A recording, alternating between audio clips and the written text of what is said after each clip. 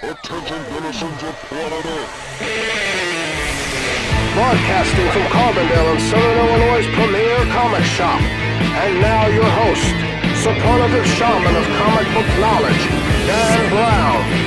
Flash the match signal in case of emergency for your host with the most on his mind, Matt Morton. Watch out, criminals. There's nothing funny to him about truth, justice, and the American way. It's Commander Harris himself, Scott Reed. And tuning in from the far reaches of no man's land, the mad scientist dream leader, Mike Ho. This is Campus Comics Cast.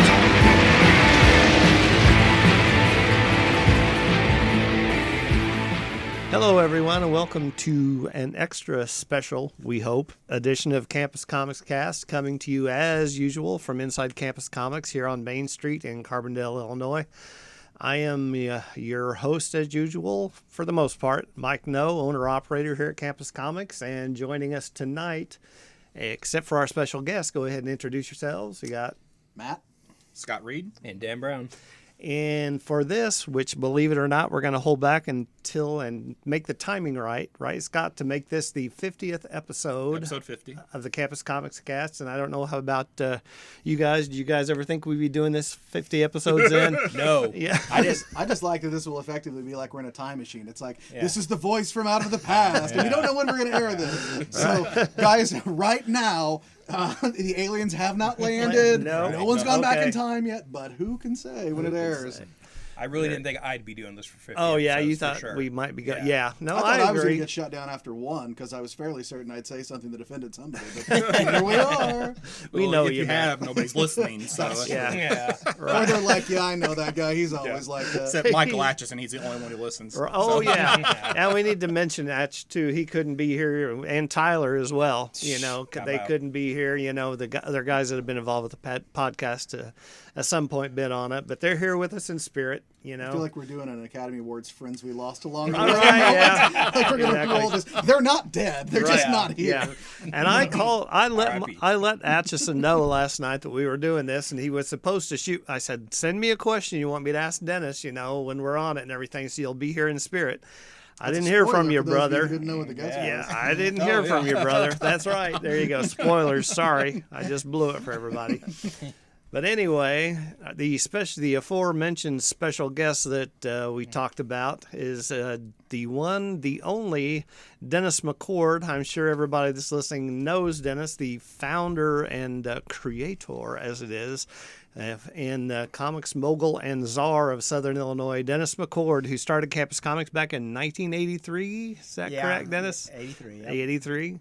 All right. The other thing we want to mention before we get going is also premiering with this super bonanza 50th episode is we're going to use our new intro for the first time, and that Presumably you already heard it. Yes. There you go. You're wondering what that was before we started talking.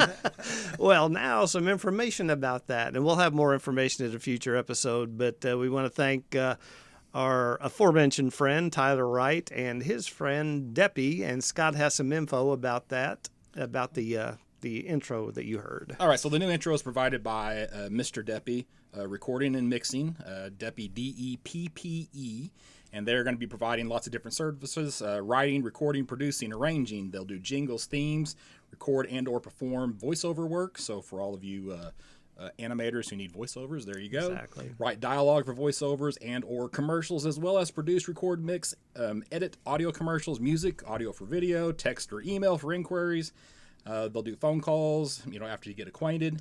You can reach him at mr.deppy72@gmail.com or by phone, which is 618-317-6637. And they, of course, will certainly at some point have a presence on social media. So just remember Deppy is spelled D-E-P-P-E. Mm-hmm.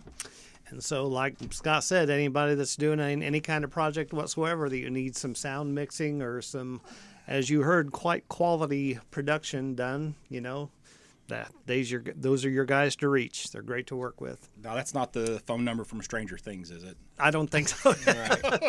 If it is, hey, out of my hands. We just gave us the number. Just use the number he gave us. So anyway, I thought it would be really interesting. Like I said, Dennis is here with us. You want to say, hey, Dennis? Hey, Dennis. Very good, as we would expect. But like I said, Dennis did start the store back in 1983, and most of you do know if you came in, to Campus Comics, from '83 on till about 2016 when he retired. Dennis well, and we just thought it would be kind of interesting for everybody. We're not sure that really everybody knew the history of Campus Comics and just the different kind of things and the different changes that it went through over the years. And we just thought it'd be kind of a cool thing is to look back and kind of get the history of Campus Comics and get Dennis's perspective on a lot of different things. So we're just going to ask some questions here. Anybody want to start? Scott, you got some stuff? Well, I think the most basic question you ask anybody who is involved with comic books is, what was the first comic book you ever read or remember reading, or your earliest comic book memory, or both? Well, I started enjoying comics well before I could read. My folks were very generous in allowing me to pick up comic books when we went to the store. And I knew all the characters. My favorites were Westerns and the Walt Disney books, mainly the Duck books. And I would be staying around a rack looking at all these and pointing out, I want a Donald Duck, I want Tex Ritter. And one of the ladies came up to my mom and said, he can read all that? She said, no, he just loves comics, and he knows all these characters, and he knows what he wants. Very cool. Very cool. I don't want to hog it. I got a whole list of questions, but somebody else got it. So what made you decide you wanted to do this for a living, to start a comic book shop? Because it wasn't very common back in '83, was there? No, it was right at basically it only been the direct distributing. It only started about a year before I got into it, and I had been working with the university, and my job got canceled out. And I found out about it, and there was a distributor in Steelville called Glenwood Distributing. Okay. And you didn't have to have they didn't care who came in. You didn't have to have any papers on a store or anything like that. So you just go in and browse and buy things at wholesale value, and they had mostly the mainstream comics that were on all the racks from other places, but they also had some direct market type of things that nobody else could get. So that was what kind of made that thing feasible to people. It's like, I can get things that you're not going to find at the grocery stores, the mom and pop stores. So Glendale Distributing, was that like a comic distributor, or did they do all kinds of they were just publications? They're just mostly comic distributors. They did portfolios and things like that with comic book artists and things of that nature. Oh, okay. Yeah. All right. So you didn't grow up in the Carbondale or Southern Illinois area, did you? No. I was born in Texas. I moved to Jacksonville, Illinois, and then I moved to Carbondale in '75. Oh, okay. All right. Interesting. Matt, anything? No, I was going to ask, so when you got into the shop, what was the landscape of comics look like at a time? So I know obviously Marvel and DC were still, I think most people would have a pretty good idea of what 1983 Marvel and DC books looked like. It's pre-crisis. It's, you still think of a lot of fairly notable creators working on the books that you remember them as being associated with. But what did the non-Marvel and DC look like? I can't remember, and this is something I probably would have learned from you when I worked here. What were creator-owned and indie books and things look like? What would have been the things that you would have got that were direct market-only kind of books? Well, actually, I think Marvel was one of the first ones that actually just decided to test the waters on that, and they put out a couple of books that were only available through the direct market.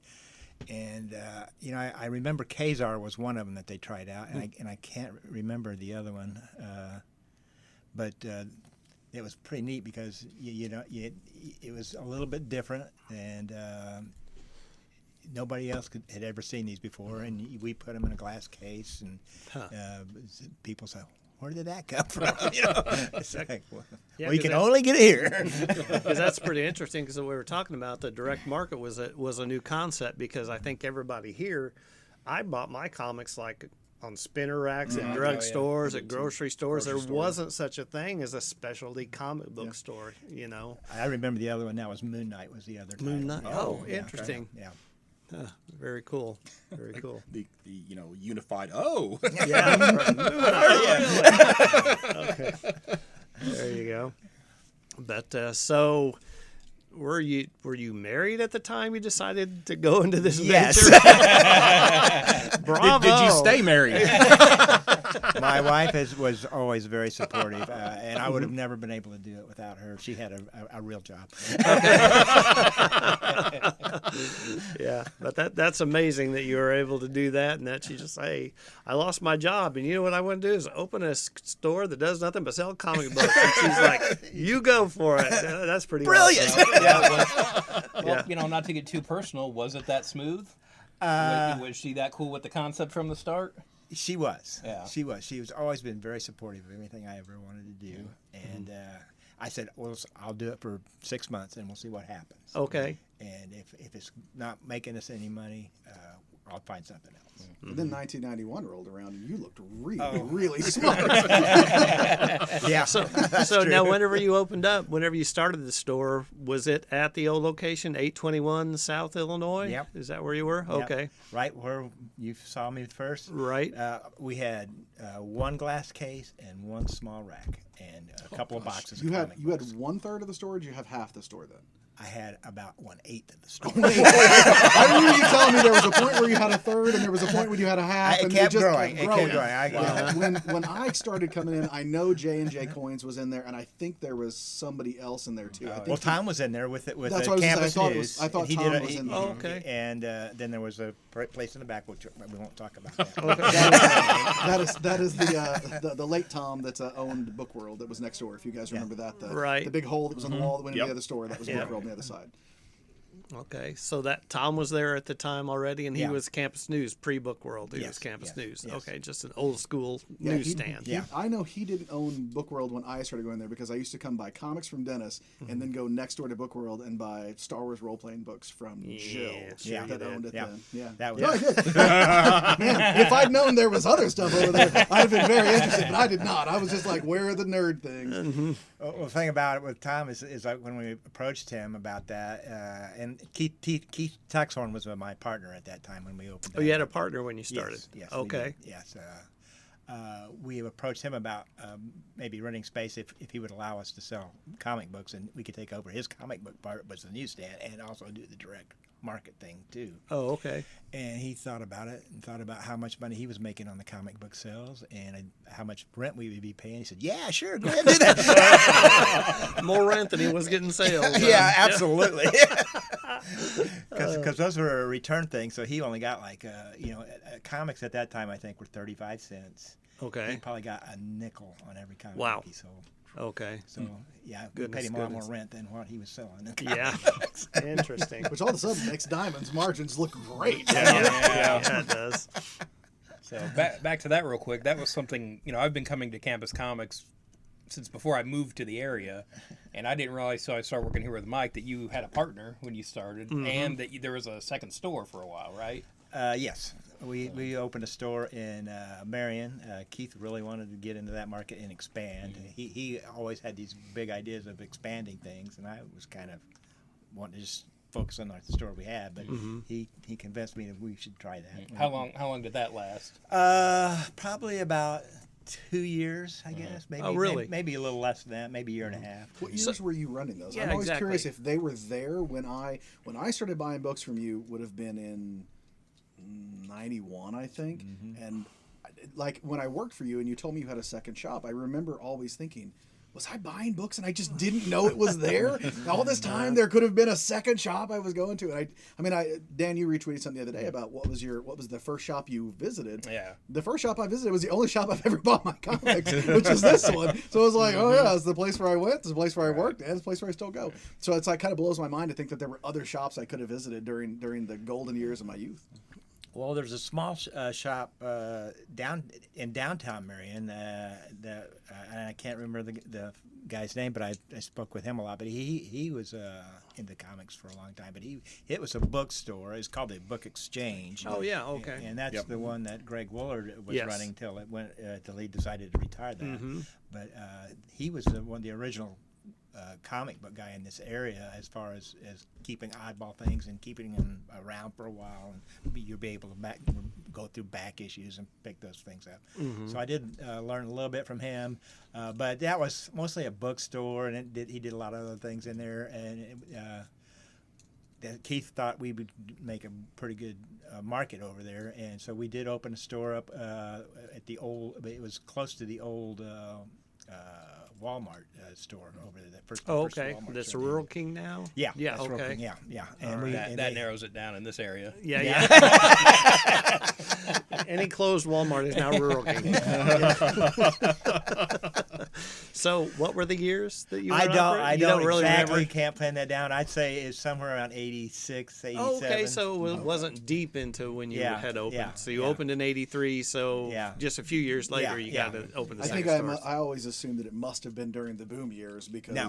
of course, Yeah, when you'd open a location. for sure. So I don't know why I never asked you that during all the years that I worked for you, but I just in my head thought, oh, it must have been like 92, 93, and then It could have with even the been bottom 85 falling for all I off. don't know. Wow. You know, Oh, okay. It was fairly early because Keith and I didn't stay together for a long time. Okay, That- that was the next question. Go yeah, ahead. Well, I was I gonna was say about to say, that's crazy how your memory affects you because I remember going to that store in Marion, but I would have swore that it was in that strip mall where like the Ben Franklin was and stuff. That was we moved. Okay, you Oh, okay, okay. okay, Yeah, all yeah, right. So then yeah. I'm not insane. Well, man, I am insane, but Not about that. but not about that. Oh, okay. So that which was down. Yeah, so that's like where Okay. the Fazoli's and Yeah, stuff yeah. is. It was Yeah. in that mall where Right. the movie Okay. theater in Marion used Right. to be at. Gotcha. And- okay, so that was the second Marion Yeah. store. Okay, good. And at that point, we also teamed up with Kim that ran the record store, Plaza Records, and J&J Coins and the baseball cards. And so we had 3 different shops in that one location. And Oh, in Marion. in Marion, yeah. Oh, okay. Yeah, they each of us had a section. Has a space in there, too. Right. And did you all have a space in Illinois Avenue too here in Carbondale? Yeah, the 821 was Yeah. where I was at, and then Kim just moved 2 doors over for the Plaza Records thing. So, Okay. Yeah. All right. And J&J was in the same space, right? Yeah, they were. Yeah, we were back to back. We kind of split that building. Okay. I know they were when I started coming in because my whole life when I got into comics in the boom year and we were in junior high, all my friends were all into comics and we would go together and everyone but me thought the name of the comic shop was J&J Coins, and so there'd always be, do you want to go to J&J and get comics? And I would think, no, I'm going to go to Campus Comics and get comics. Like, who buys the comics from J&J? Does J&J sell comics? But they thought because they were in, like Dennis's counter was like at one point butting up against Pretty this. much, yeah. You could basically like lean Yeah. across, and it was always Interesting. years later, man, when I worked here in the 2000s and I would tell friends I grew up with, oh, I work at the comic book store now, and they'd be like, at J&J? And I'm like, no, guys, like this hasn't ever been true. It's been 10 years. You should know this by now. Well, one of my favorite things is when we got our phone in and started getting calls into to the store. Most people realize, okay, Campus Comics, they sell comic books. It's like, yeah, but we get every once in a while we get a couple of minutes. When's your next show? When's your next show? Because Yeah, the comedy. What are you Because talking it was about? the 80s and comedy So, you know, clubs. it's a comedy. Aren't you a comedy club? No, we're not a comedy club. Right. That's interesting. But that is a good name for a comic club. there are You some do out do there a too. stand-up routine behind the counter. But it's not strictly a comedy club. Yeah. But yeah, there are. If you look up Campus Comics, a lot of times that's what you'll get. Is it's a At college, College At campus. Campus College Comics campus. on Twitter is comedy club. Yep. Yeah, for sure. Interesting. So when I first started going, I can't even put a time frame on it. It had to have been mid '90s, somewhere in the boom. Yeah. Somewhere in somewhere in there. It was about the time probably of what was the years of like the Claremont Miller 4-issue Wolverine series. I'm thinking That was early '80s, I believe. early '80s. Or no, well, yeah, well, because those were like 50-cent comics. And when I Okay. first started, the comics I was selling was 35 cents. Okay. So Yeah, it's so only I think a it's year or like- two after that. it's mid-80s, like 85, Yeah, 86 or something something like like that. Was like it? Okay, well then 85-ish. never mind, because I wasn't in that early. Well, you got it right behind you there on the shelf. Oh, You want to okay. take a look at it? Well, I- I'm curious now. Actually. Right. Continue, but I'm going to look this up. But when I went in there, it was like you and J&J, and then Tom was over, the was other side, Book World yeah, was yeah, there. he took but that over, was yeah. all it was, when I was going in. Yeah, that was so. how it was the first time I Okay. went to the store too. All right. Well, I remember because like my mom had to drive me over, Right. so that would have yeah. been 84, 85, even 86 that I started going to the shop on Illinois, right? On Yes, Illinois Avenue. Yeah. Now, for a time, you used to ship out books to like other bookstores in the area. Like I grew up in El Dorado, and there was Clark's bookstore. I don't know if you remember this or not, but then you would ship books over to, or they'd come pick them up, or however. Right. How many places did you provide books for like that? We did 3, I think, and one was in Cape Girardeau at the record store they had, and the one was there where you were talking about. And I'm trying to think, Nashville was the other one, which was crazy thing. Wow. Yeah. Was this just other stores that didn't want to just deal with distributors, or what was the story there? Well, they had bookstores, and Keith again, he was the moguls thing going. He's like, if we supply these guys with it, we'll be making a lot of money off of this, and we'll, and it's like, okay, we got to take those to them, and that's a long drive on some of those things. Yeah. For very little money, because still at that time, things were between 30 cents and 75 cents. Right. I don't remember exactly the time frame on that, but Right. My God, Wolverine was September of '82. 82. Wow, I was 3. And I was off too. I was like, I think it's like 85, 86. Yeah, I that's what I was remember, thinking, too. and I think you probably do too, Dan. We're roughly the same age. I remember the Wolverine mini being in the past of comics, but like not the real distance. So when I got in, you could get it fairly cheaply. And I remember that being like one of the first trades. I remember seeing it at a bookstore, like Walden Books when or I picked something. this trade up, the forward from Claremont it says February '87. Yeah. And I was like, okay, so we're probably right. It's probably like '85. Yeah. So there you go. Like, Wow, that's crazy. It predated your shop. well, not really. I mean, because I did do it before we incorporated it to the Campus Comics thing. So I did get those originally, and actually the distributors had those for a long time in quantity, and I would sprinkle those into the bottom racks, cover price. Trying to get rid of them? No, not Can you imagine being just able to let to people read it? find something? Say, oh, look at what I found down here! Oh, I've got gotcha. a Wolverine number 1. It's also just a friggin' trip to imagine being able to reorder Marvel books. Right. Oh, yeah, yeah. that's it. Full Yeah. stop. Just I could reorder Marvel books back then. Yeah. I haven't been able to do that in a long time. Yeah, so, that's it's crazy. Much less a book That's like really that. cool. Oh, yeah. It would have for been sure. its 7th printing and its 12th variant cover. Mhm. Oh, yeah. Unheard of. Yeah, that's insane. Oh, goodness. Well, so you've had I know of at least one bigger celebrity that's come through the store. I mean, what are some of the celebrities that have come through the store? in the past? Really, I don't remember too many celebrities. The one that I do remember most would have been the Kiss Gene Simmons. Okay. Yeah. He came in through the back door. I Yeah, didn't really follow Kiss much, so I'd never really seen him without the makeup on.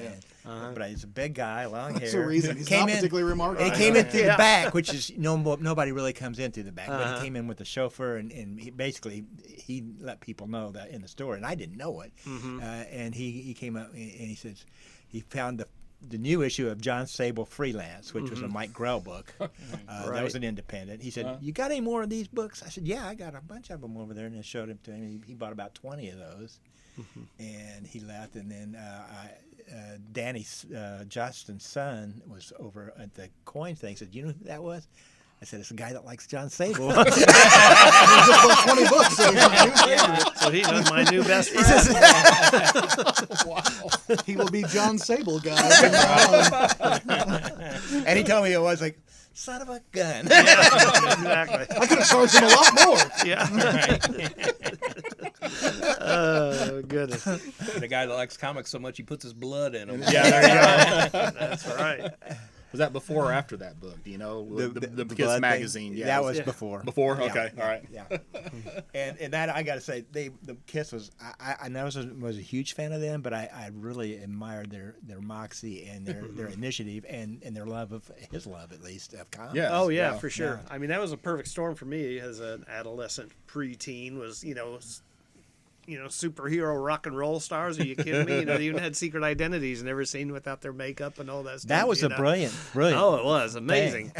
And frankly, crossing a generational gap, because that's the first really big road trip we took when I was in high school, was to see Kiss when they did a reunion tour with the makeup on. And we were like, no freaking way. We're going to go with the makeup on. Like, I'm not watching them look like just regular older dudes. I want to see things get set on fire. I want to see, And that this did fun- elongate their careers, I think, in a lot of absolutely. ways. ways. Because they don't look like they Absolutely. age if you're covered in paint and a costume. You're Covered in like, grease paint. looks exactly the same as I remember. And you can it." replace a guy. You don't even know for sure. That's true. Very true. Oh goodness. So anyway, so as we move through time, so The mists are clearing now. that's right. Cleared.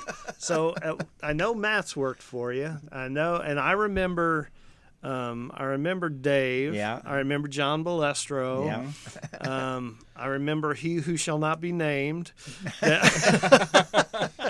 He left to open a competing store. Yeah, left to open a competing store. So what was the most people you had working there at one time?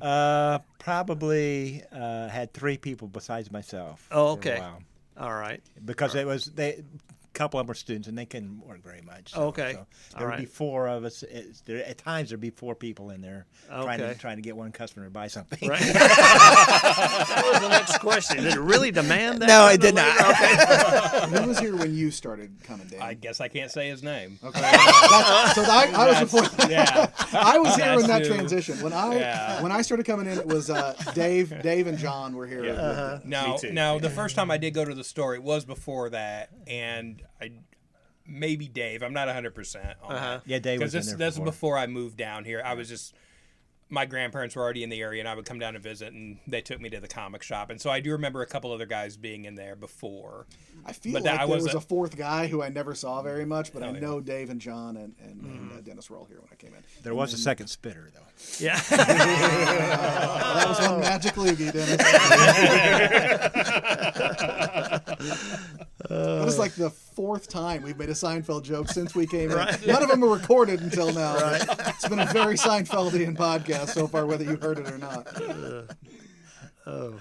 So very interesting. So Dave at one point was actually store manager, right? Yes. Was he? Okay. Yes. All right. Yeah, because I kind of remember. I remember him. I think more than you. Whenever I would first come in Yeah. and deal Yeah. with somebody, it would be more with Dave. Yeah. Yeah. But Dennis always, helped feed my addiction. I was never a big comic book buyer, but one of the cool things that Dennis got me back into helped get me back into a hobby I started when I was a kid, which was building model kits and figures. I didn't get into the cars, planes so much with the figures. And Dennis always, he liked seeing the stuff I'd put together and painted, so we display it in here. This kind of segues into my introduction to campus comics and everything. But the cool thing about it is I don't know how many people are aware of that, but it was like over 90% of the comic books that were printed at that time were printed in Sparta, right? Yes. So, yeah. Yeah. For a while there, yeah. Yeah. It started farming out a little bit later. A little bit later, but Yeah. yeah, in Yeah. Sparta, Illinois, it was Sparta Printing, right? And right.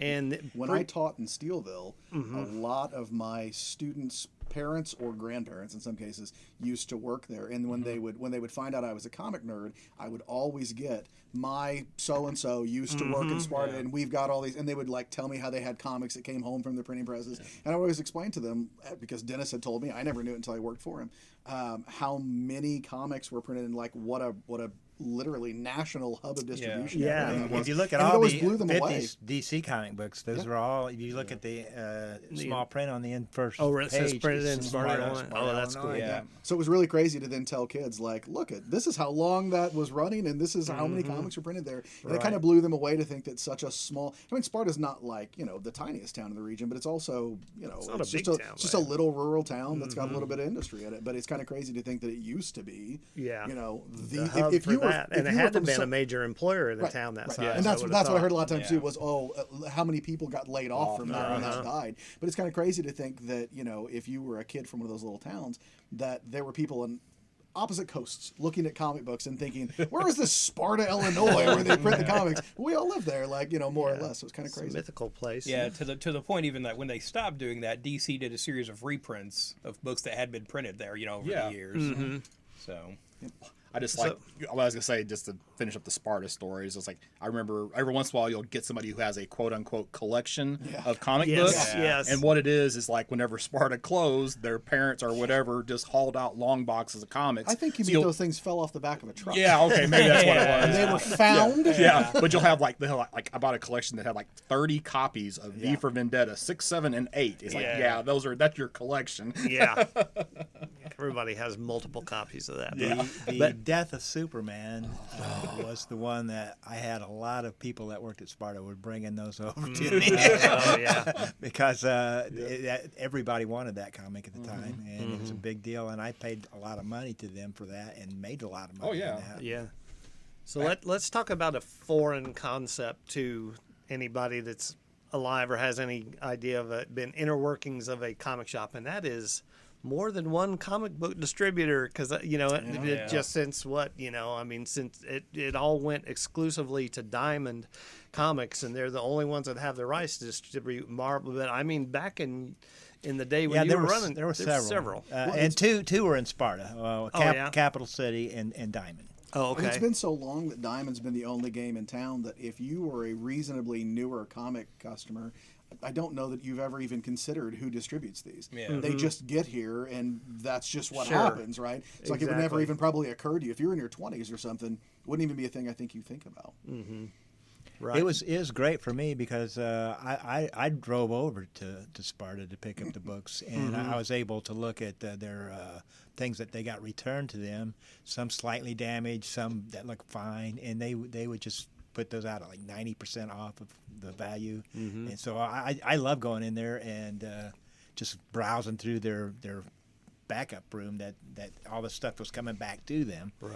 And I took my daughter over there a lot, and she was about 3 or 4 when we started going over there, and she loved doing that stuff, and she'd find a toy or something over there. Right. And all the people listening are imagining the end of Raiders of the Lost Ark. Only it's a comic book. And you're like, God, I was born too late. Think of what it could have been like. Well, that's what I was talking about whenever I said he would help feed my addiction with the building the kits and stuff, because he would go over there and pick these things up super cheap and come back, and I didn't care the box. Mike, look what I got. I didn't care that the box was mashed in or whatever, something like throw that. that box I away just when you throw it build away and just build the kit, So yeah, that was great times, and because that was back when their reorder was called the Star System, right? Yes. And that was out of there, or were there new books distributed out of there as well? Both. Oh, okay, both. Okay. Yeah. I think I only knew about the reorder stuff. I wasn't sure That's about what that. that's what the catalogs were called for reorder when I worked here in the 2000s. It was called the Star Catalog. Oh, the Star System. Yeah, you had Wow. to tell them star number blah blah. Oh yeah. They still have randomly those codes show up in Diamond System. The star number still have some of that stuff. So yeah, so did you have your choice of distributors, or when did it start narrowing down like that? You had basically you had to put your order in with one distributor or the other, but both distributors welcomed you. I went to both. I went to one, and then I would go to the other. Okay. Because if I needed more of copies of a book that I thought was going to be hot and I didn't order enough, I go over to the other place. Say, have you got any of this? Yeah. Well, yeah. I say, have you got any of this? Well, I don't know. Let's go back and look. Oh, And I okay. get to go back and look through all their stuff, and I could pick up extra copies. I was in a catbird seat there for quite a while. For this area, nobody probably had as much stuff as I did on the really cool things. On the good stuff. Yeah. Gotcha. Huh. Interesting. So yeah. One of my very- favorite stories on that was when the Dark Knight came out, the Frank Miller Batman series, the 4-issue series. Myself and another guy that came in every week to the shop from St. Louis were opening our box to see what this book looked like, because we were concerned, because Frank Miller kind of is gets a real big hit, then does dud, hit. So it's like, okay, what's this going to be like? And we were looking at it, and I had ordered like 25, and he had ordered like 30, I think. And we're going, oh man, we under-ordered this big time. and the person that was running said, no, we don't. They're all gone. And then another dealer came in, and he had 75, and he goes, oh, this looks like crap. And me and the St. Louis dealer looked at each other and says, split these, whatever he doesn't want. so we got Poker face, don't break. Well, I'll take them if you don't want them. Yeah, well, I'll help you out. Do you a favor, buddy.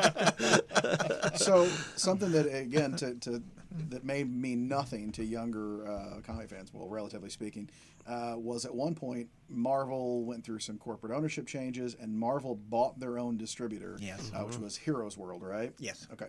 And that went about as well as you would imagine it did, Marvel distributing itself. So did that.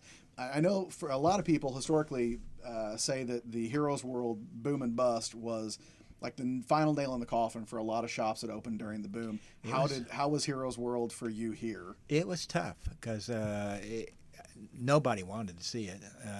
It just seemed like a money grab for Marvel to do that, but and they were terrible distributors. They didn't have their act together at all, and it put all the other comic companies in a bind of, well, now we need to have an exclusive thing. So now.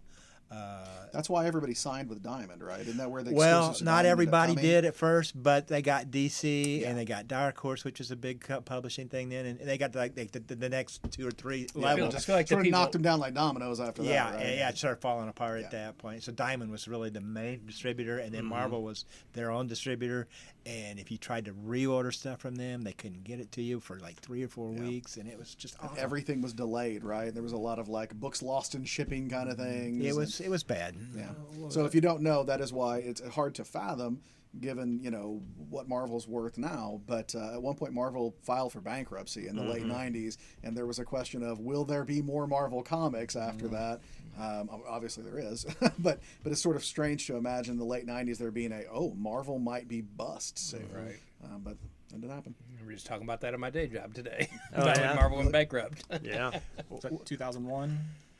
It was and like Toy probably like Biz. 99. Well, I think or like they a little started the later, bankruptcy earlier. Yeah, like Because they sold off the movie rights Yeah, as the they- deal to kind of get rid they of some went of into that. bankruptcy Oh, yeah, to protection get at rid of one some of the point. debt. Yeah, and then in Yeah. the early 2000s, I mean, I remember I started working for Dennis I think I started working for you in late 2000, and I remember us, like me and customers, laughing and thinking, well, if Marvel's still here a few years from now, they were still not in great shape. Yeah. The whole time almost that I worked here, Marvel would sell the rights to anything. If somebody give them $5 in an Arby's coupon, they'd sell you the movie rights for something because they had no money.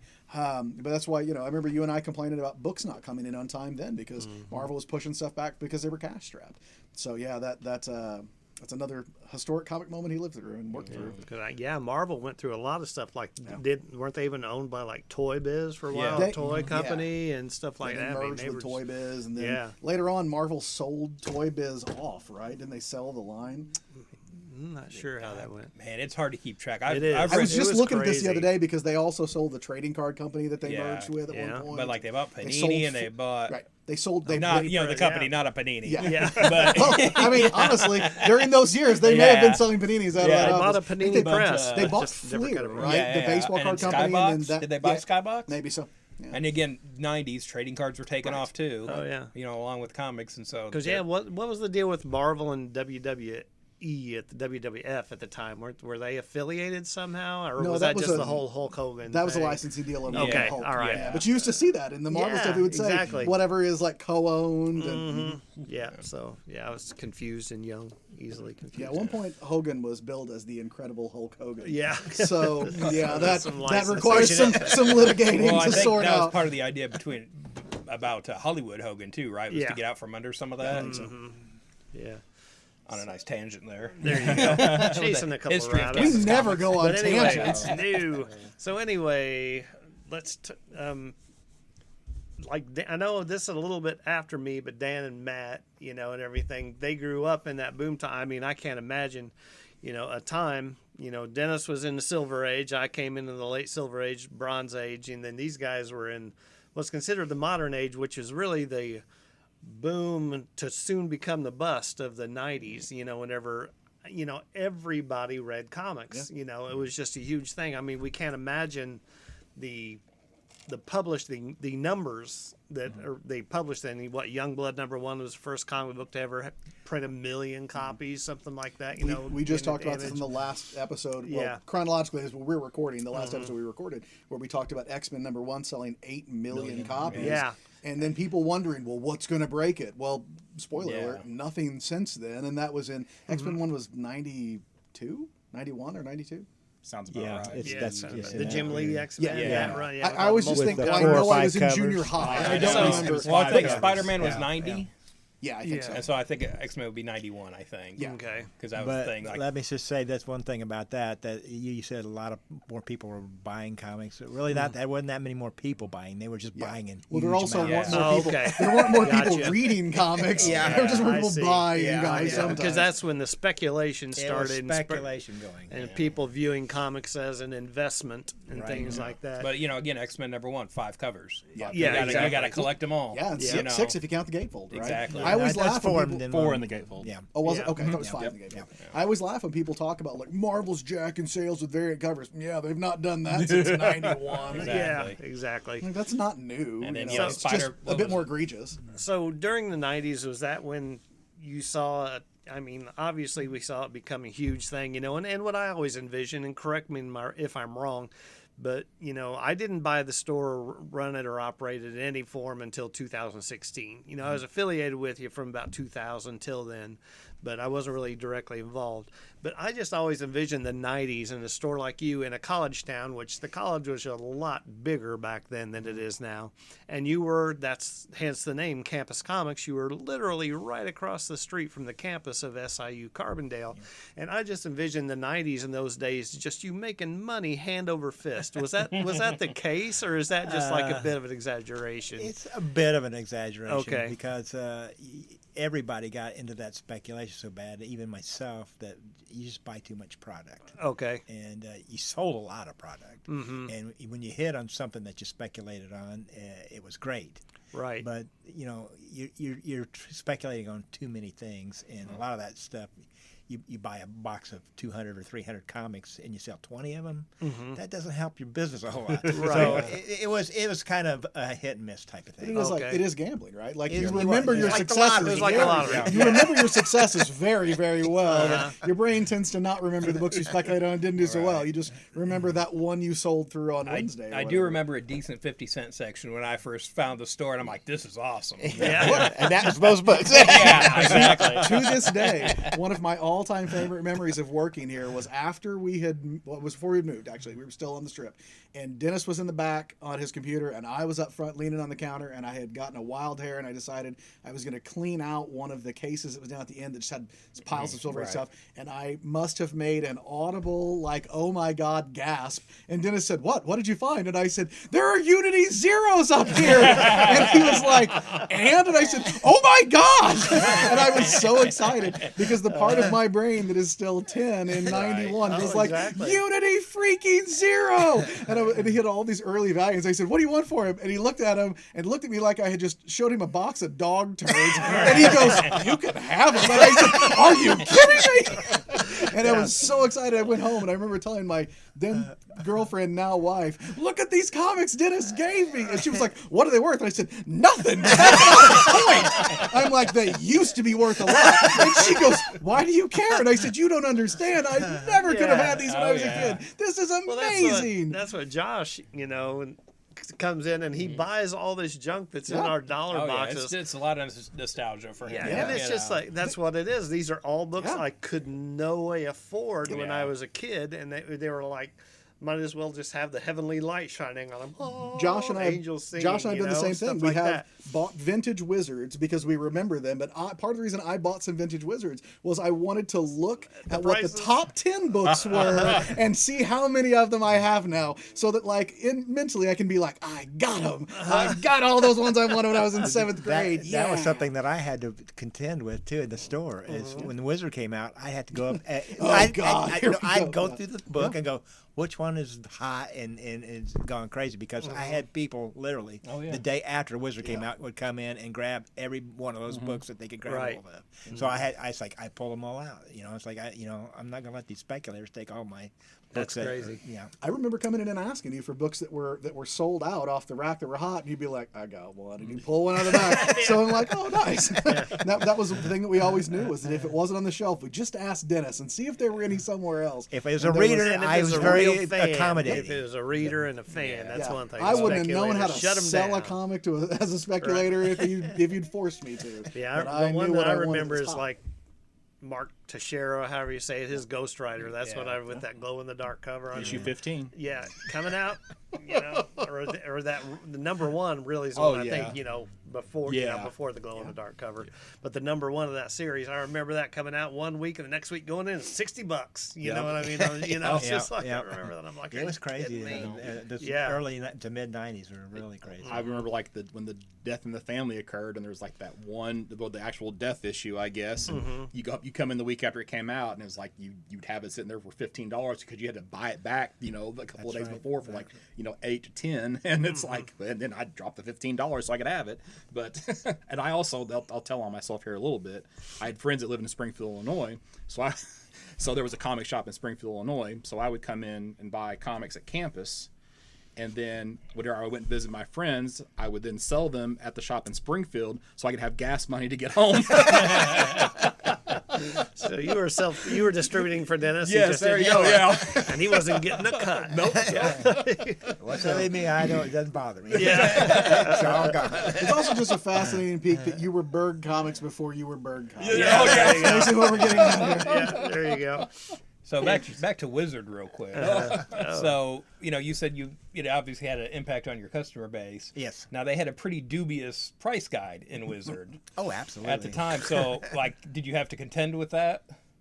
Were people he's trying to sell stuff to you and saying, well, this says it's worth X amount? Oh, or sure. Yeah. That kind of thing. Yeah, but I didn't pay much attention to that. If I didn't think it was a good book, I didn't. I'd say I don't have anybody looking. If somebody's looking for it, I would pay good money for it But I'd tell people, if you want a hot book, tell me what you want to spend. I can probably get it, but I'm not going to buy those because I don't think it's that good a book. Okay. Yeah. So how far into that did it really start skewing? Maybe a dumb question. How you felt about comics themselves or the business? Yeah, that was Or being a retailer. Exactly. Too. Being a retailer, did that really great affect question. how you felt? Yeah, it makes you more jaded and a little bit sad, And luckily, I had a really good core of really good customers that kept me from getting too jaded about that type of thing because some people, I think that's all they're in there for is the money. Right. And I was in it for more reasons than just that, so that helped me a lot to not think about that so much. But it did bother me at times. Gotcha. Yeah, I just didn't know if it was like during, if not saying that you did, but during the '90s, if you just kind of lost your taste for it, a little. Well, bit. I quit reading then. I really did enjoy the reading. But was so it much. was it because of the business practices and all that stuff going on, or did you feel it was just the quality of the material? Well, I thought there was a lot of good quality things out there. Okay. As a matter of fact, one of the things I really liked Alan Moore, and I tried to push Swamp Thing forever, and nobody would read it.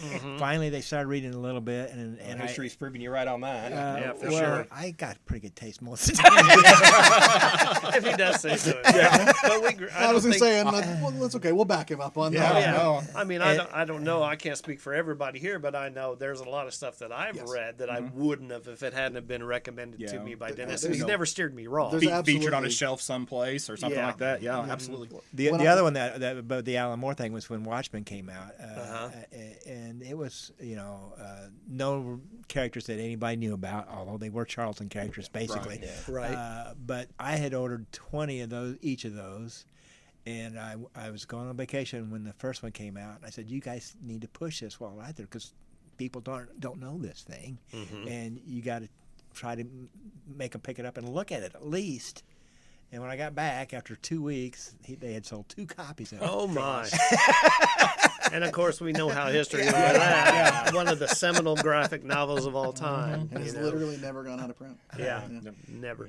Other reasons for that. Yeah. Yeah, I know. But I'm just saying, there has been DC More wouldn't, sinister. wouldn't print many if there weren't demand for it. But I was really angry when I got back because it's like I can't believe I've got like 50 really good customers, and I sold You couldn't 2 find of those. 20 of them. Why? It wasn't me because I wasn't Right. there. Yeah, exactly. But nobody was aware of it, and I started putting them side by side, and I had before the thing was at 10 issues, I had all 10 issues laid out there in front. Still in the front row. Wow. I was still fighting to get people to look at that book. And in my head, I'm like, man, stupid first grade math. Why wasn't I buying Watchmen? That would have gone over real well with my overprotective 80s era mom. I'd have never read a comic book ever again. So what are some of the higher value comics that have passed through your man, hands this is in gonna the be a store? story. Yeah, that was great. Well, there was a guy that was in Pinckneyville. An older man came in with a box of comics. He said, "Do you buy comics?" I said, "Yes, I do." And he said, well, "Would you look at these?" So I opened the box up, and it was a small box. There's probably 20 to 30 maybe comic books, and they were all Golden Age, and most of them were superhero things. And I said to him, "Do you know what you want for them?" And he says, "No, I'm just trying to find a reasonable price on it. I'd take $200 for them if you could do that." And I said, "No," because they were. Give me a second. I said, I can give you a lot more than that. I said, give me some time. I'll look them up and I'll grade them, and and if you agree with it, that's the deal. So I gave him $600 for what he wanted $200 for, and he said, "You seem to be a fair man." Sorry. No, I'm like Oh, this is just this is a seminal Dennis moment, Yes. which is why I worked here for so many years. I might Exactly. add the number of times that Dennis and I have because I'm a big softie too, right? And Dennis and I have choked each other up telling stories before Yeah. while working here. So it's not a surprise. I don't think anybody that's listening that has been a customer for any length of time would also be surprised by that either. So nor would anybody be surprised by you being that honest either. Yeah, that's so the thing. you know it's both. It's both you being a big softie and you being as honest as the friggin' day is long. You know, I know when I sold books here, that's the way I always looked at it. Was I always sold books back to you because I wasn't going to get a better price anywhere else. And Well, it was the kicker on that was at that point when I gave him the money, he said, "Would you like some more?" That's what he said. I said, "Yes." yes, please. Yes, sir. So he started bringing these books. Excuse he me, sir, brought, do you brought like in money? boxes and boxes and boxes. He ended up getting about $25,000 from me. So I got some good books. That's the collection that you ended up selling some of that to Steve Geppy from Diamond, right? Yes. Yeah. Okay. Yeah. Yeah. And I never realized that you actually owned those. I always thought you just brokered the deal to Geppy. So that was my misunderstanding. No, they were my books. Okay. Yeah, see, here's the thing, though. This sale, like, this was before I was involved with the store in any capacity, and I've heard about this over the years. And It's again, I hear it from legend. different guys, and Yeah. it's this kind of weird sale that, like, I never know all the details You know, on what this was. The great thing about this story to me, the thing that always stuck with me beyond, you know, just being a testament to Dennis's character is that when I first heard the story when I was 21 and first working for him, and he was telling me about, I said, "So you still have all those books?" And he was like, "Oh no, I sold those." And I was like, "Why would you sell those?" and I was like, "That's crazy." And I remember him telling me that how scary it was to own them because of how expensive it would be to insure them. Yeah. And you know, basically they're irreplaceable if you don't have them Well, insured. I started And- putting out a lot of those in the Yeah. case during the day, and then after a thinking, what few if- weeks, there's people that I'd never seen before coming in. I heard you had some Case in golden the age. store, You know, it's like, yeah. so I started loading them up in boxes and taking them home every night, Yeah. and it's just like, this is not much fun. but here we are, and I've told you this since then. Sorry. You know, when I first We'll get it. the first person to really violate the profanity. He's marking me down. There's Hey, one. you can't take this anywhere. Thank God it was Dennis and not me.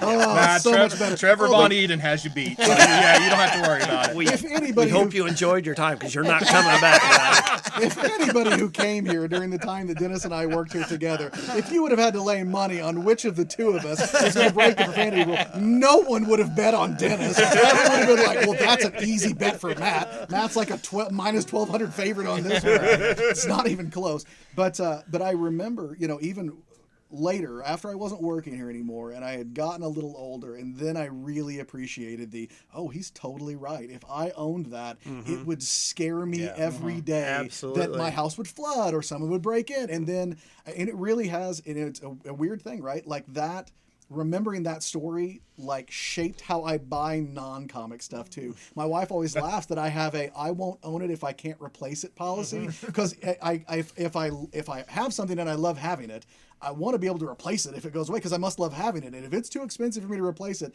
I just don't need to own it, because it's just going to make me mad if something happens to it. So I really like that's of all the stories I've heard from you, that's one of the ones that sticks out the most, And- because it's true. I worked, like I said, I worked at the store kind of in conjunction with Dennis doing other stuff, you know, from 2000 till about 2016 when Dennis retired and I was able to buy the You were the store.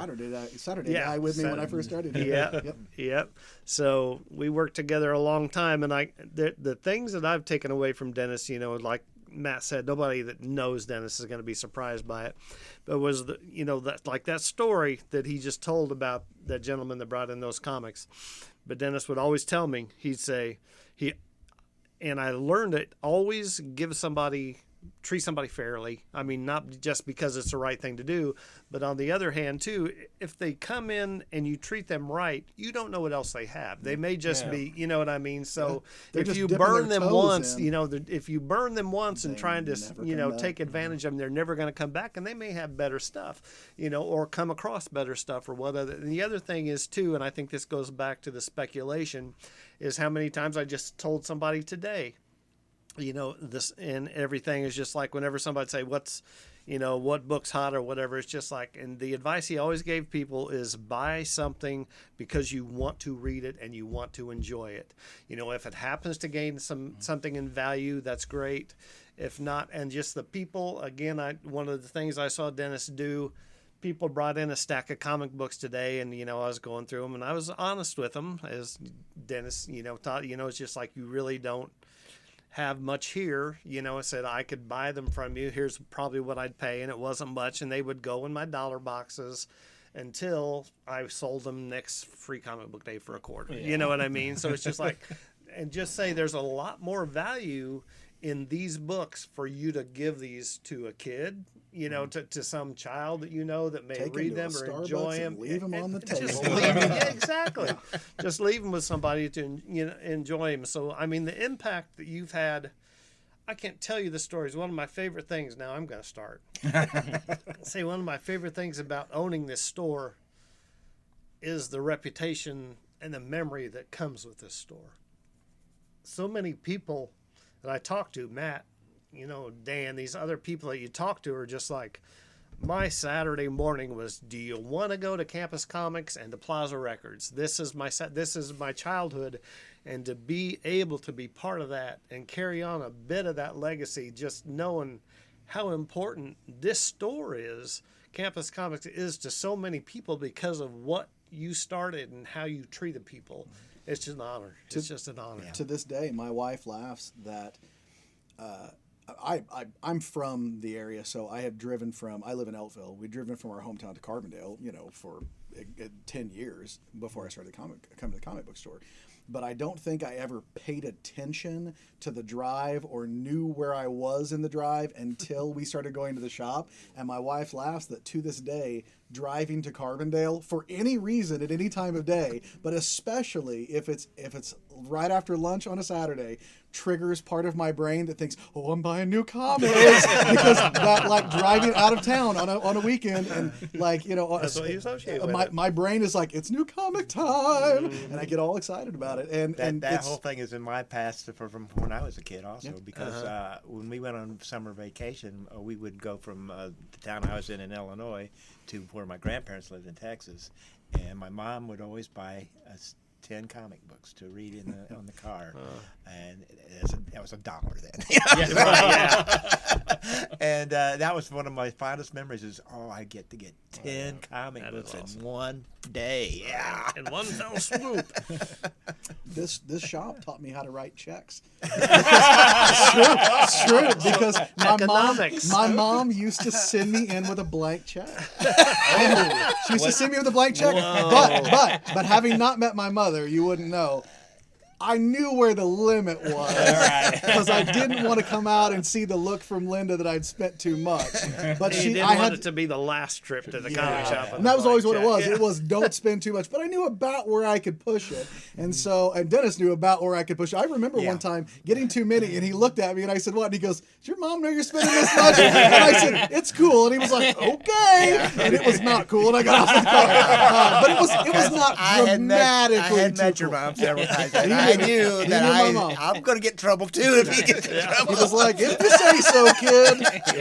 But yeah, my mom would sign a check and send me in and say, "Be reasonable," and I would get my stuff out of my pull bag and I would browse the shelves, and then I wrote the rest of the checks for it. Well, there you go. I had a friend who passed away about 15 years ago now, And several years before that, he was selling his comic book collection. Now, he was an attorney in El Dorado. Steve Rogers. Jim Rogers. Jim Rogers. Yeah, Jim Rogers. Yeah, hey, Steve Rogers. He's giving away Scott's best friend, Captain America. Also, we just addressed that Captain America died and no one knew. Scott, why didn't you tell us? He's comic related, but he had done attorney work even for like Comic Quest in Evansville, and whenever he sold his collection, I think this speaks of Dennis as well. He chose to deal with Dennis on selling his collection, not dealing with Evansville or Mount Vernon or any number of other shops that he could have dealt with. Yeah, and you know what? I offered him a price, and he said that sounds very fair, and I said, but I don't have the money. He said that's okay. I know you'll pay it. So that's the kind of person he was. Yeah. And that's the kind of relationship that we had. Exactly. We had that a lot when I worked here. We would have people who didn't buy books here, but they sold books here because they knew they may have lived somewhere else and they bought their regular books at that shop, but when they needed to unload books or they were ready to sell out, they came here, which was great for us because then we got new stuff. But at that time, I got to drop off one of the books. I guess later on he found First Ant-Man. Oh yeah. And I got to hold that book and deliver it over here for him. And that was kind of a cool moment. So you bring up a great point. It is one of, if you've never worked in a comic shop, which most people don't, but I think most comic fans would like to work at a shop, and Dan can testify to this, but that is one of the great thrills of owning a comic shop, right? Or working at one is you get to touch the books you've only seen. I mean, like, I don't own a First Wolverine, but I've flipped through one. It was only here for about a half an hour before we sold it, but it's so cool that you get to, those things pass through your hands, and that was my favorite part of the owning the Yeah. store was to be able to buy things. Yeah. And I couldn't keep them because I paid too much for them, but I got money back, and the people that had that money that wanted to have that, they were happy. But you know what was always great when I worked here and you would buy collections was that you would have the stuff that the very small percentage of things that you wanted to keep for you, and if we sell this, I can rationalize these for me. And I always thought, that's a really great way to do it. It made a lot of sense. And I made a nice rationalization and got a huge collection of Marvel Silver Age stuff, which I sold when my daughter went to college. There you go. Yeah, I can't tell you the stories too. I hear of a lot of people coming in and everything is just like, man, I got a lot of books in my collection that I wouldn't have had if it wasn't for Dennis at Campus Comics. Because of your fairness, and not only you wanted those books to go to people that valued them, not just for the money side of it, but liked those books, enjoyed those books, wanted to have those books.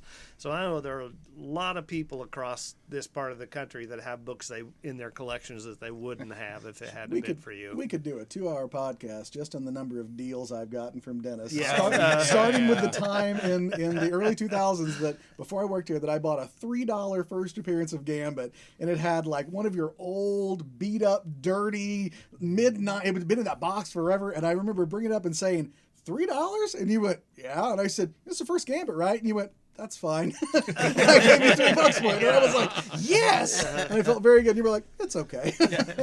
But yeah, all the way up till about the time you retired, I was still being like, are you sure? Yeah, that's fine. I'll take that. Yeah, I remember one time, just kind of the flip side of that, before I was even involved with the store at all, and I'd probably just started coming in and buying the figures, the kits and stuff, is like to feed the new addiction. I wanted to sell some comics, you know what I mean? So I would have money to buy the things that I started getting into.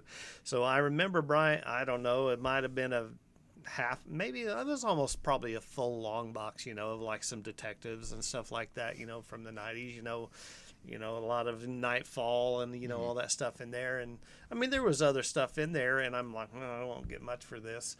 But he gave me a price, and I'm like, seriously? Really? You'll give me that much for this? Are you kidding me? Heck yes, I will do. So very, very fair on both ends of that whole thing, So, and those are the memories that people keep, that's what I remember. To compliment you, after you took over the shop, and my wife's grandma brought us the famous story, a little old lady found some comics in her barn. My wife's grandma, her second husband, who had passed away, was a comic collector in the 70s and 80s, and she brought a bunch of Bronze Age books in. and I sold them to you, and I got a Dennis level of credit from you. And it was not long after the story changed over, and I remember thinking, it's like Cheers, right? Everybody knows your name. It just felt like nothing had changed. It's exactly the same way it always was, man. And I remember coming home and my wife saying, how'd you do on those books? And I said, great. And she was like, as much as Dennis would have given you? And I said, maybe more. I don't know. I'm like, but it was good, and I was happy with it. It was totally fine. Because the first time I'd sold something back to the shop after he didn't own it, and, not for nothing, you don't know if everything's going to be exactly the same. It's your shop. You can run it how you dang well please. But it was exactly the same. And I thought, that's great. That's one thing I don't have to worry about anymore. Like, shop's the same. Well, I've told Mike this, and I think you probably ought to know this, but, I could have gotten quite a bit more money for the shop from a couple other people. But I knew Mike was the person that I wanted in here. Well, I appreciate that. And it's like I said the day, I'm not here. I'm going to start. I wasn't able to get through this the first time I tried to say it, but, and I probably won't again. I can only keep saving you people in your choke up right. for so long. Okay, jump right in there. But in case I start blubbering, no. Yeah. But no, I mean, it's an honor to run this place, and it's something that I don't feel I could start, but I feel I can carry on, and I hope I do you proud, and I really try to carry on the spirit of what you started here and build on that. And, just the fact of what you built here and to be able to take that over and everything, it's just like, I can't. Yeah. I can't thank you enough and owe you enough. Yeah, well, you're certainly welcome, and I think we worked together there for so many years now. I don't know how many years it was. Was it 8 years or more? Oh, it was probably maybe 10?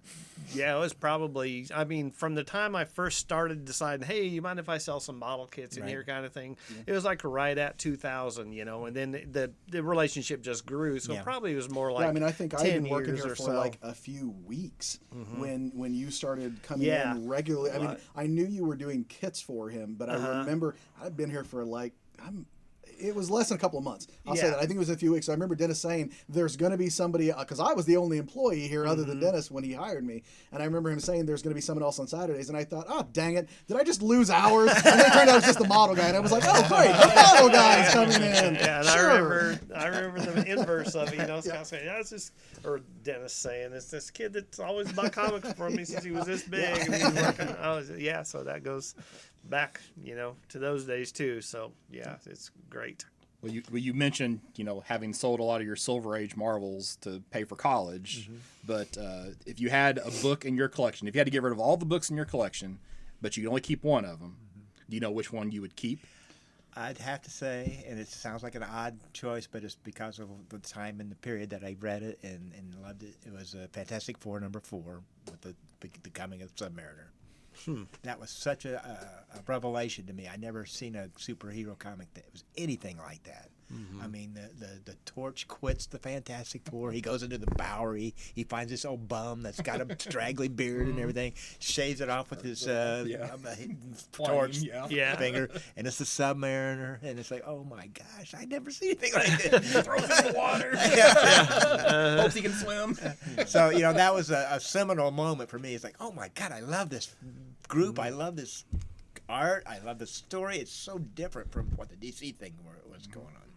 So that would probably been the one. A moment I remember you telling me about one time. I don't know why these weird things stick with you, but something that I remember you telling me about a comic book moment you loved was I'll get this wrong, but I think it was when Iron Man still had the big clunky Mark I armor, but it became gold.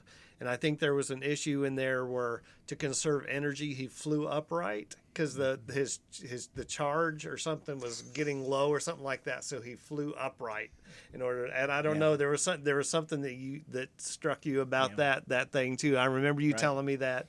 And the opening splash page for the Incredible Hulk #1, where he's kind of coming through the swamp. No, that's Hulk #2. Hulk #2. Okay, and that was inked by Steve Ditko, and that's what made the whole difference because it had such a murky-looking feel to that. Anybody else that inked that Hulk didn't quite catch it, but if you get Hulk #2 and look at that, that's an amazing achievement that those two people together that was a very exciting book for me too. Yeah. So this is on the, again, chronologically last one we recorded, I talked about that criminal hardcover, Bad Weekend, and how there are all of these stories in it that are true stories about the Silver Age of comics. And I want to bring it up at the time because I was afraid I would slip and spoil that we were having Dennis on. But part of the reason for everybody that's sitting at the table that I loved those 2 issues so much was all of the stories that this fictional comic creator tells about real comic history reminded me of being here at the shop and having Dennis go, "Oh, you don't know how Wally Wood died?" And I would just sit there those. It's like somebody sitting at the foot of the Buddha or whatever, and like, "Tell me your history," and he could just yank these factoids about comics history across, from the Depression to the current age. Be like, "Matt, you don't know, blah blah blah," and I'd be like, "No, please tell me." So when I read that, it felt like. The fictional comic creator, and it's kind of a jerk. So it was like Bizarro Dennis, but the level of knowledge that he knew was exactly like Dennis, where he was like just rattling all these stories. Like, oh yeah, so and so did blah blah blah. Like Dennis used to always tell me about Frazetta and the baseball games in EC. If I've heard a story, if I've heard the story Fligo about, gang. yeah, but the Fligo gang in EC. If I've had $1 for every time I've heard that story, like I'd have quite a few dollars. But that's what it reminded me of, and that's a great example. It made it so fun. Yeah. Well, you talked about advice that Dennis gave about, buy what you love, right? Mm-hmm. This is like almost silly advice, but I still do this. Is like I always bag and board my comics in silver bags instead of current bags. Absolutely. Yeah. And I learned that from Dennis. While you were out when you were having your health issues and I was here manning the store for those weeks, I sold bags and boards to somebody who didn't know anything about them, and he went over and got him, and I gave him the exact spiel that Dennis is giving, and I said, and I feel like I should say, and I rattled off, like I said, the store owner is not the original store owner. I work for the original one, and we have all, I said, this is the knowledge of Dennis McCord being passed on to you. You buy Silver Age bags, even though they're not Silver Age books, and here's why. And he was like, okay, that's great advice. I'll remember that. He did. He bought Silver Age bags. Every day. Yeah. Yep. Every time I see people buy modern books, I think, nope, doing it wrong. Tyler Wright. But I did tell people always that by what you like. I would say I mean I did recommend that highly. No, I would say this is also, these are some things that I do like, and this is why I like exactly. them. Yeah. Oh yeah. When I first got back into I comics, was talking about you never recommended buying books as an investment. It's always No, just buy books because you like to read I shut them. that down immediately. Yeah, It's like I can't tell you how to invest. Yeah. If I could tell you the exact right investment, I wouldn't sell it to you. Right. That's what I told a lot of people. You say it nicer than I do. When people ask me, I always say that comic book collectors are idiots. Yeah. Because we're the only people who buy something that is over time going to destroy itself. So Right. we're just not very bright people. Right. Another story that I use this advice all the time, and I know Dan's been in here before, is just like some people that want to come in and say, what's the most expensive book you have in here? Well, that's the one I hated. I know, right? Yeah. It's just like, I'm not going to tell you that. And I learned that from Dennis, and it's just like, well, why not? Why? So you know what to steal when you break in here later? I mean, and the people get offended. It's just an ignorant question. It is just a dumb question. It's not a comic fiction. And Exactly. how it's often, just a rubbernecker here. and if you told them, are they going to pick it up? Right. You know, Exactly. I just come wanted on. to know. So what? Yeah. I just want to know. So I don't think I've told Dennis this, but so I work at a startup company, a tech startup, and when we are pitching retainer offers to people, we get a lot of times we get asked, what's this going to cost? And I had to explain to my boss one time that when people used to call you on the phone and say, I've got some comics, what will you give me for them? Yeah. Dennis used to say, without hesitating, I've got a car outside, I want to sell it, what do you give me for it? And they would always say, well, I don't know, what kind of car is it? And he'd say, I know, I want to know what your comics are. You want to see them, don't you? Bring it in. And so this is not a joke. My boss who runs the company uses that analogy. When people say, what is this service going to cost? He'll say, I've got a car, I want to sell, what do you give me for it? And they'll like, well, I need to look at it and know if it runs. And he's like, right, I know, I need to do. And so we actually use your analogy in a completely separate business. But I remember telling Chris, my boss, that, and he sat there for a second and he goes, well, that's freaking brilliant. I said, it is, right? And he goes, that's exactly what people ask us. Damn, that's good. And so you put that in, that's part of his sales pitch, is that passes into a totally different business. I The should have person who has no patented affiliation. I know. It should be trademark Dennis McCord. But, yeah. But it's so true because people do call and say, Oh, "I got some absolutely. comics. What do you give me for them?" Man, how the hell do I know? Like, Well, they can even say, "I've got Captain America Right. #1. What you give me for it?" Which one? yeah, but Yeah. I need to see. Even if it's the one very you're first talking one. about, I still need to see it. Even if the cheap price is a lot of money, I still need to see it. Yeah. And, Yeah. and if it's a Captain America #1, make sure it doesn't have a Sega ad. That's right. I don't know. The Sega was big in the Depression. That's what got those kids through hard times. Which is a true story from my era here. Yeah. Is there anything there that indicate that this book was printed in the that wasn't printed in the 1960s or earlier? No. The first thing I do is open it up, Sega ad. Really, the video game system didn't give that away. Yeah, but depending on how old they are, I'll be honest. My nephews don't remember a time before the internet and cell phones. Yeah. They don't know when yeah. those were first new. So they just make us all feel old. Oh yeah, now I'm sad. All right. Well, anything else for anybody? We got any other questions? Anything that you'd like to add that we haven't hit on, Dennis? It's a retail store, but again, this is part of the community. What are your thoughts on that? Like, how's that evolved over the years since you started the store? It's been great. I've lost a lot of good friends over that period of time that were really passionate about the collecting thing, and I ended up buying a lot of those collections, like the Jim Steve Rogers.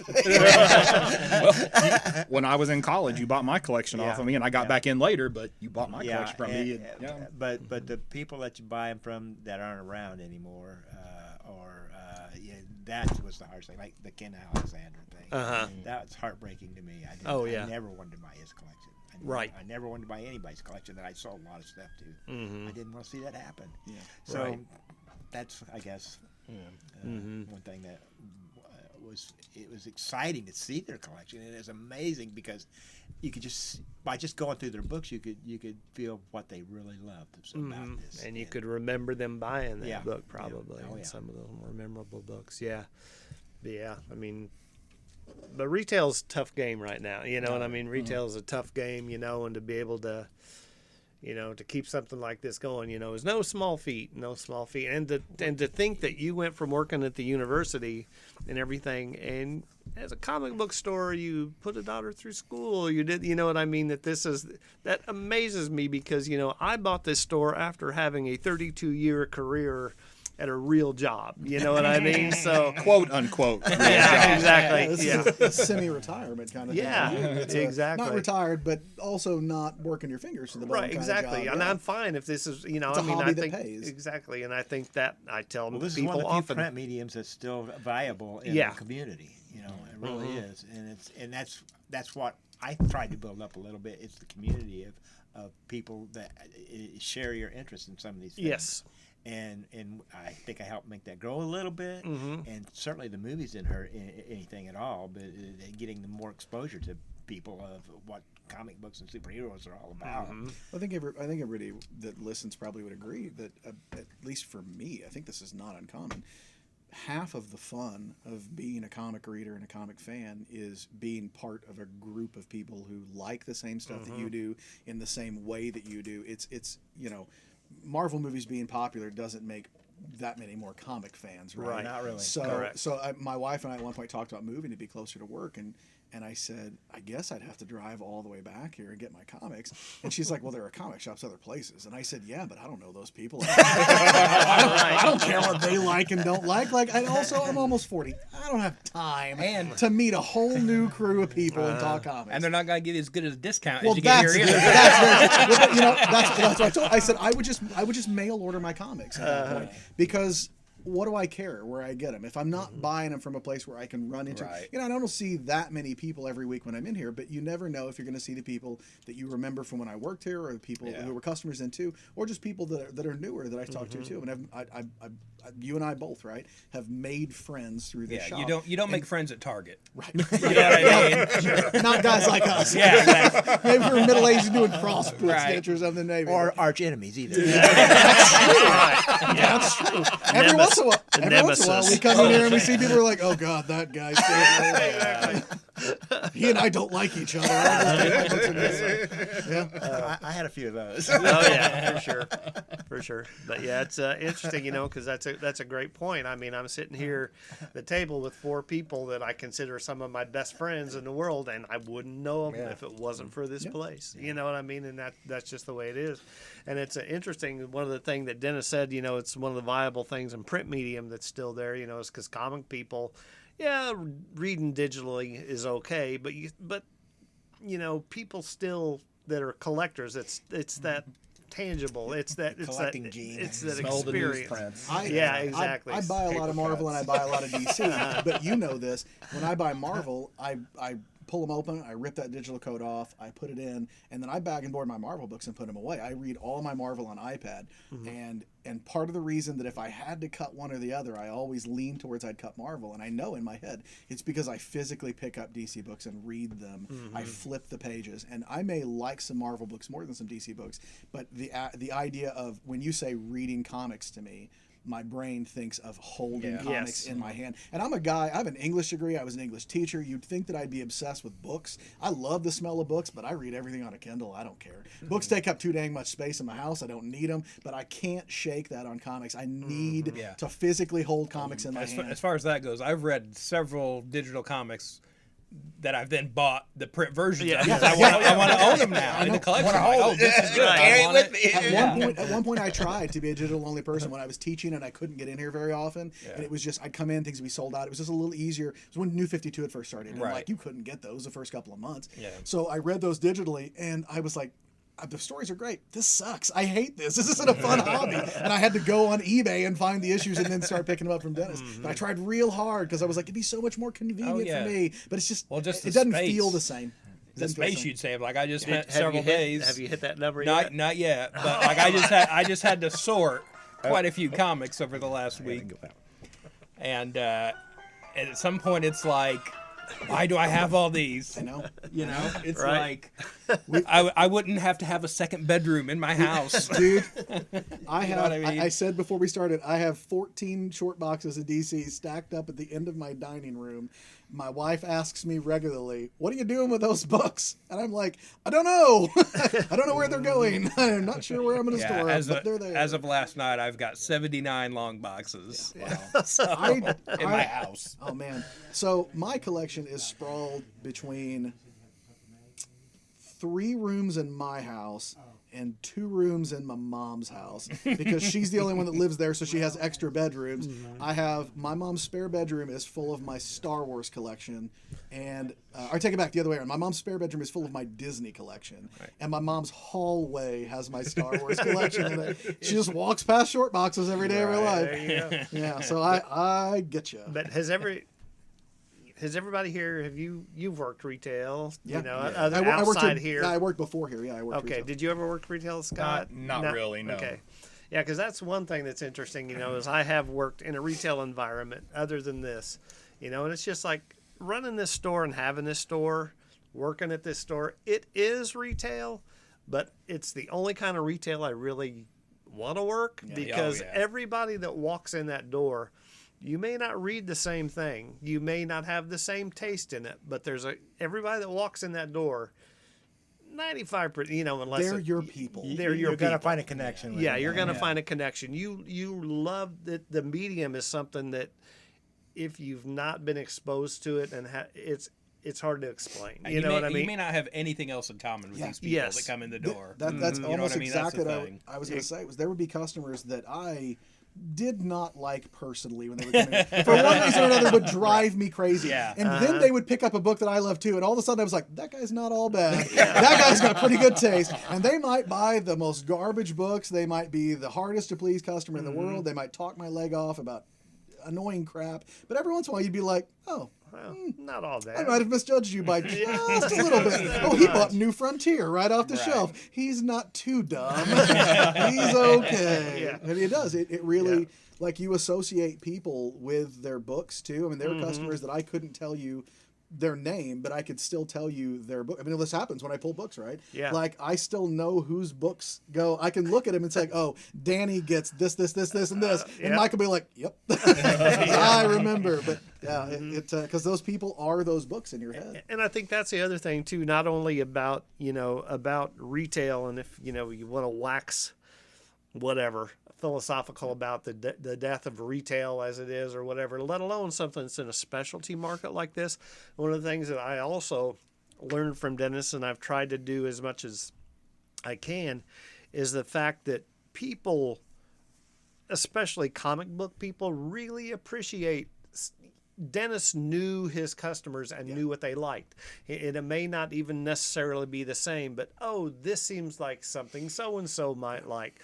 Put a copy of it in their pull bag and just say, hey, I thought you might enjoy that. If you don't like it, just bring it back. No problem, whatever. It is the hardest thing for me about helping you do the orders right now. We just talked about this before the podcast started. Yeah. That my ability to read there are X number of people who are willing to take a flyer on this kind of book. I don't have that read anymore like I did when I worked here, because that's how he and I ordered was, we knew, like, I mean, I'll say my name because he was such a great customer, but we knew Gary Weems would pick up any new superhero book that looked like it had the art. We knew the art style he liked. If it looked like that, Gary's going to get that. Put it in his bag. And he would get it and be like, what's this? And I'd say, I think, Dennis, I thought you'd like it. And he'd be like, I bet I will. And the next week he'd say, put that on my pull list. Yeah. And his pull list would just continue to grow. But you knew who was, if somebody put all X-Men titles, you knew which people that meant all X-Men titles, and which ones that meant all the ones that matter. And they may say all, but like some people mean that more than other people. And there was there's a subtle art that you needed the touch, to know what they meant by that. Yeah, and that's knowing your customer. That's having that interaction, which is something that's lost. And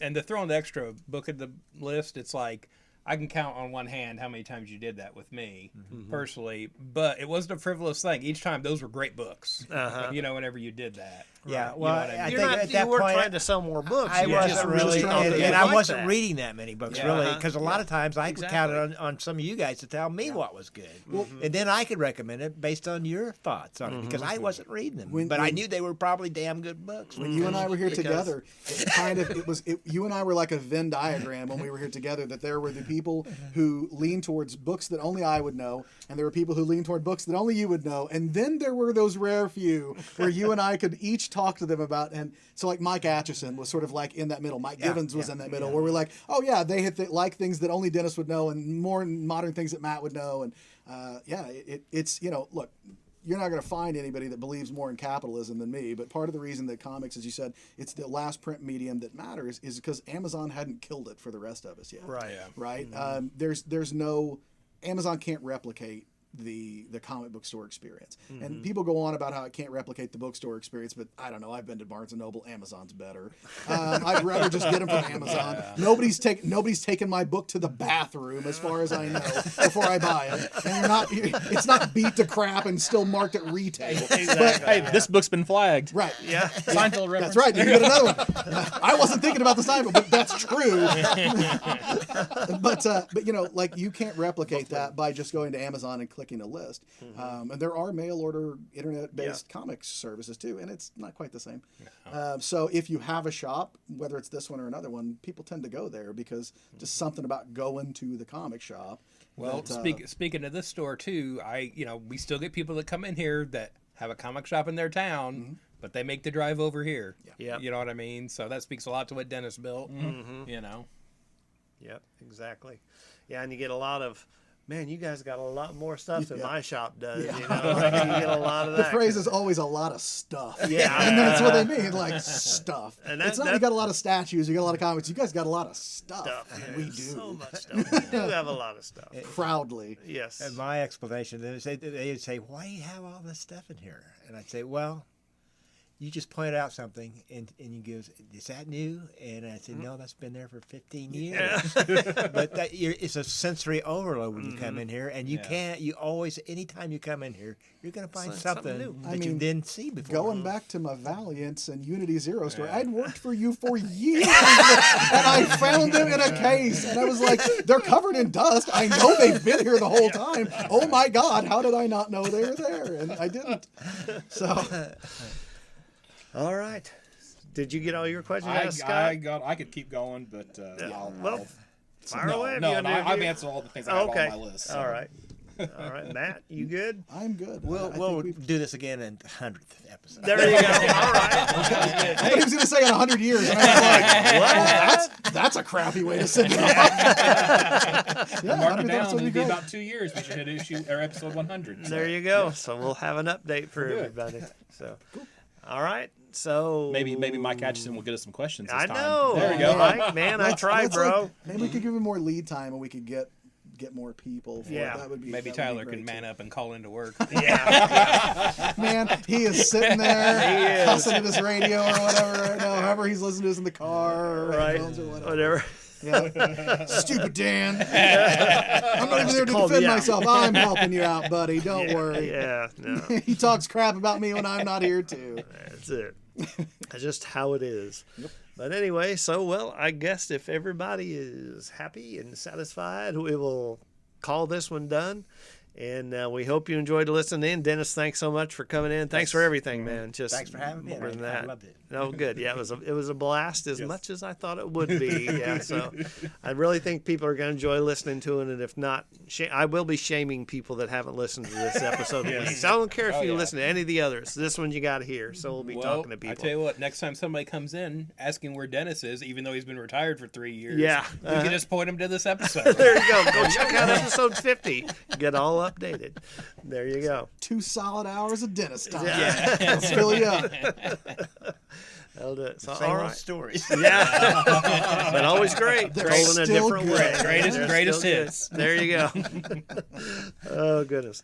Well, I guess that'll do it for this 50th episode, a landmark episode of Campus Comics Cast. We hope you enjoyed it as much as we did. We had a lot of fun. Even if you didn't, we enjoyed ourselves completely thoroughly. So if you want to get a hold of us, of course, you know the store's here at 816B East Main Street in Carbondale, Illinois. Phone number 618-457-6011. Follow us on Facebook and Twitter. Dan handles that, and I need to do a better job of doing more social media stuff. So that's something you guys need to hold me accountable for, and and so get more apt at that stuff. So check us out. And Matt, your contact info. I am Wookiee Copilot on every single thing you can imagine. WOOKIEECOPILOT. Scott Reed, you can find me at burgcomics.com, BURG comics.com. And I'll be at, well, this one, never mind, because we're posting this one later, so I can't talk about conventions. So Oh, okay. never mind. All right. Yeah. So if he saw you at BirdCon, it was great to see great you. to see you there. Or, you know, Or- Perryville, Missouri, or Jackson, Tennessee, or Oh, yeah. Carbondale, Illinois for SalukieCon. There you go. So, who knows? Dan Brown. I'm online at Detective651 on Twitter and Instagram. And check out my Facebook event where we're going to storm the Fortress of Solitude and get the truth out of Superman. No, Nice. nice. Finally. All right. Wait a minute. Facebook? Yeah, What? sure, why not? No. No. I was just That's gonna how I make know he's a liar. I know, I was going to make another joke about how. And if you look for him on Facebook, Dan's one of those people that you think might be a serial killer because he doesn't have one. So, but What's he's he here. got to hide? Don't worry about it. But yeah, no comment. But yeah, then most of the Saturdays at the Yeah, store Saturdays here are for at the Dan. store. Yep. So, all right. Well, Dennis, any final parting words of wisdom you'd like to bestow upon us? Buy more comics. There you go. I like it. I will echo those sentiments. All right. Well, No, thanks. slacking off. Well, thanks for joining us, everybody, and we hope you enjoyed it. And until next time, we will talk to you sometime, I guess. I don't even know what I'm saying anymore. Well, this is from the future anyway. There you go. So Past for my them. mind's in a time warp. Yeah. So see you later.